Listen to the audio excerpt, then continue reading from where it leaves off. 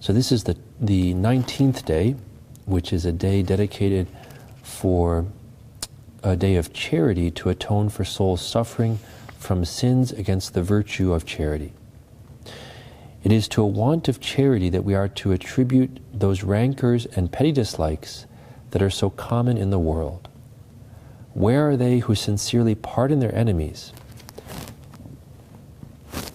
Where are they who love those who have injured them? Even on their deathbed, they find it difficult to forgive.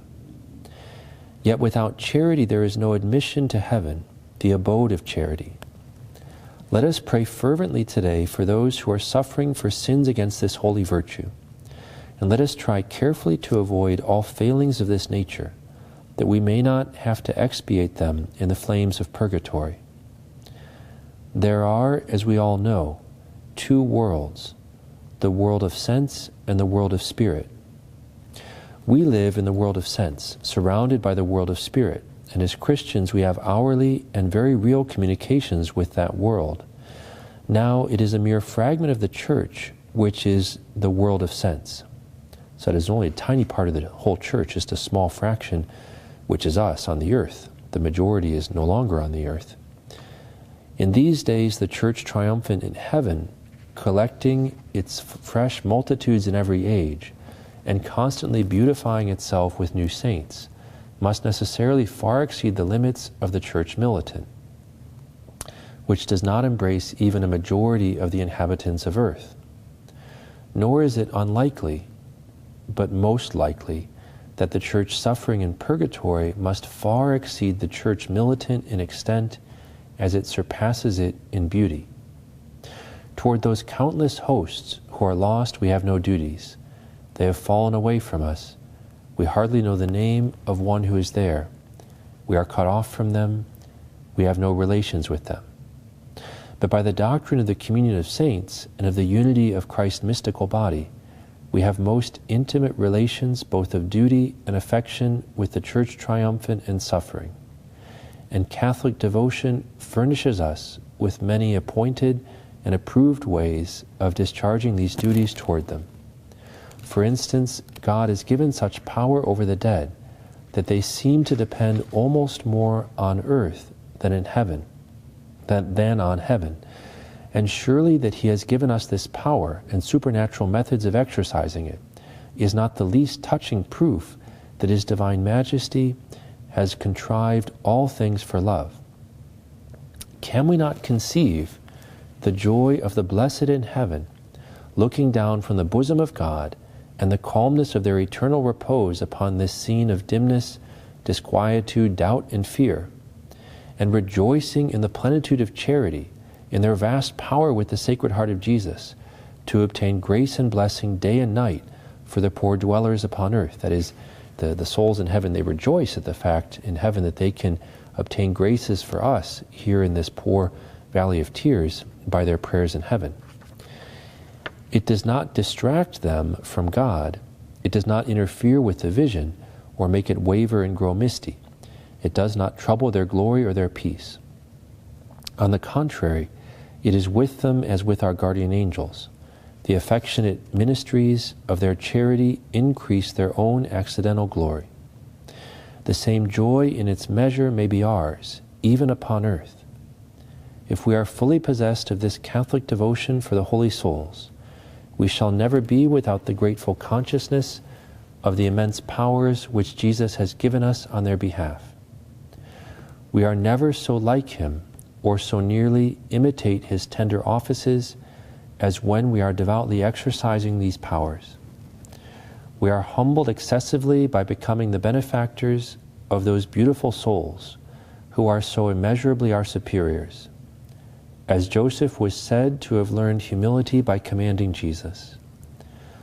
While we are helping the holy souls, we love Jesus with a love beyond words, a love that almost makes us afraid, yet also with a delightful fear, because in this devotion it is His hands we are moving, as we would move the unskillful hands of a child. Dearest Lord, is it not incredible that He should let us do these things? That He should let us do with His satisfactions what we will, and sprinkle his precious blood as if it were so much water from the nearest well, that we should limit the efficacy of his unbloody sacrifice and name souls to him, and expect him to obey us, and that he should do so. Beautiful was the helplessness of his blessed infancy. Beautiful is his helplessness in his most dear sacrament. Beautiful is the helplessness in which, for the love of us, he mostly wills to be with regard to his dear spouses in purgatory, whose entrance into glory his heart is so impatiently waiting.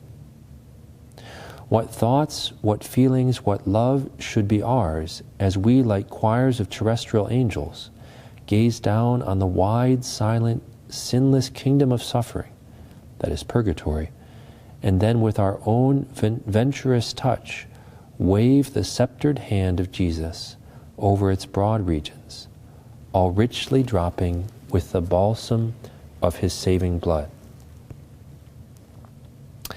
And now, to finish today's meditation, a beautiful account of a duke and the souls in purgatory.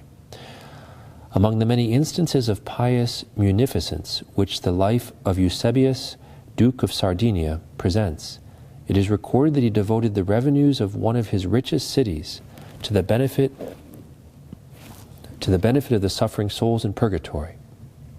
But his powerful neighbor, the king of Sicily, panting for military glory and even more eager for plunder, declared war against him, and appearing unexpectedly before this very city with a formidable army, made himself master of it. This loss was more keenly felt by Eusebius than would have been the loss of half his dukedom. Determined, therefore, on defending his rights, he assembled his troops without delay. Notwithstanding his great inferiority in point of numbers, he boldly marched against the usurper, relying on the hope that the justice of his cause would supply for the inequality.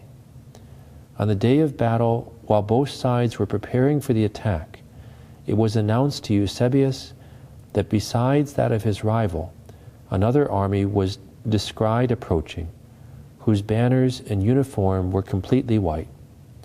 This unforeseen event at first disconcerted him, and suspending his preparations, he sent forward 2 heralds on horseback to demand of the newcomers whether they were friends or enemies. But lo, from the ranks of the unknown army, 4 cavaliers advanced and announced that they belonged to the heavenly host and were come to recover the city of suffrage. The allies then united and advanced against the common enemy.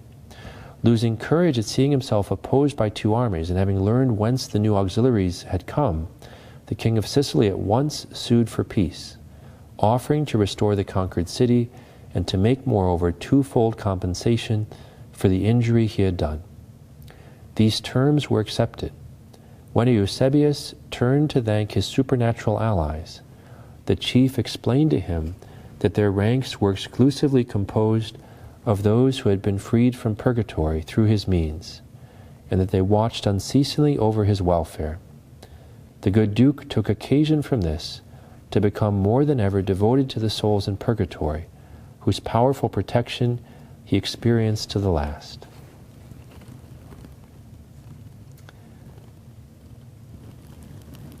And now a poem to finish this day's meditation. Eternal rest and endless light, so praise, O Lord, the Church on earth, for those who wait the second birth, within the tomb's apparent night. And is not this a prayer inspired, in simple words how much expressed, eternal light and endless rest? What more remains to be desired?